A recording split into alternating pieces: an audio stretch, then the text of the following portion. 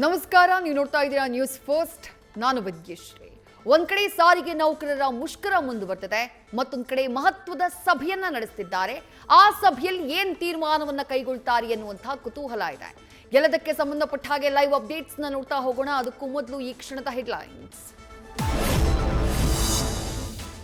ಸರ್ಕಾರ ವರ್ಸಸ್ ಸಾರಿಗೆ ನೌಕರರ ಸಮರದಲ್ಲಿ ಖಾಸಗಿಯವರಿಗೆ ಲಾಭ.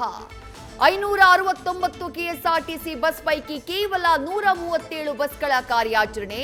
ಮೆಜೆಸ್ಟಿಕ್ನಲ್ಲಿ ಖಾಸಗಿ ಬಸ್ಗಳದ್ದೇ ಕಾರುಬಾರು. ಬಸ್ ಬಂದ್ ಮಧ್ಯೆ ಸಾರಿಗೆ ನೌಕರರ ಜಂಟಿ ಕ್ರಿಯಾ ಸಮಿತಿ ಸಭೆ. ಸಾರಿಗೆ ಮುಷ್ಕರ ಮುಂದುವರಿಸಬೇಕಾ ಬೇಡವಾ ಅನ್ನೋ ಚರ್ಚೆ. ಮುಂದಿನ ನಡೆ ಏನು ಅಂತ ಚರ್ಚಿಸಿ ಅಂತಿಮ ತೀರ್ಮಾನ.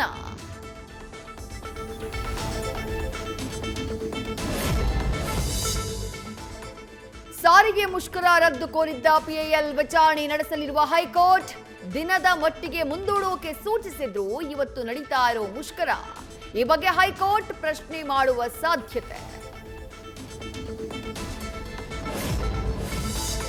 ನೌಕರರ ಬೇಡಿಕೆಯನ್ನ ನಾವು ತಪ್ಪು ಅಂತ ಹೇಳೋದಿಲ್ಲ, ಕಾನೂನಿಗೆ ಗೌರವ ಕೊಡದೆ ಹಠ ಮಾಡೋದು ಸರಿಯಲ್ಲ. ಬೆಂಗಳೂರಿನಲ್ಲಿ ಡಿಸಿಎಂ ಡಿಕೆ ಶಿವಕುಮಾರ್ ಹೇಳಿಕೆ. ಖಾಲಿ ಮೈದಾನದಂತಾದ ಬಸ್ ನಿಲ್ದಾಣದಲ್ಲಿ ಕ್ರಿಕೆಟ್ ಮ್ಯಾಚ್. ಗದಗ ಕೇಂದ್ರೀಯ ಬಸ್ ನಿಲ್ದಾಣದಲ್ಲಿ ಯುವಕರಿಂದ ಕ್ರಿಕೆಟ್ ಆಟ.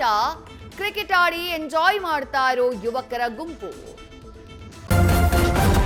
ನ್ಯೂಸ್ ಫಸ್ಟ್, ನಿರ್ಭೀತಿಯಿಂದ ನಿಮ್ಮ ಪರವಾಗಿ.